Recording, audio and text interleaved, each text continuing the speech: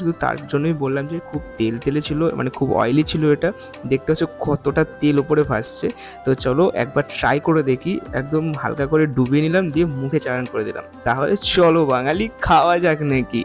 সত্যি সিরিয়াসলি বলছি, মুখে দেওয়ার সাথে সাথে সত্যি দারুণ লেগেছে। কারণ সবাই বলছে যে এটা নাকি খুব ভালো খেতে। ওখানে অনেকেই বলেছিল এটা ট্রাই করে দেখো তোমরা, খুব খুব ভালো খেতে হবে। আর এই ভেতরে যে পুরটা দেয় না গাইস, সিরিয়াসলি বলছি এতটা টেস্টি লাগে পুরটার জন্য যে কি বলবো। আর এই পুরটার সাথে এই মটর পনিরটা একদম ডুবিয়ে মুখে পুরে দিলে একদম জাস্ট হ্যাভেন যাকে বলে।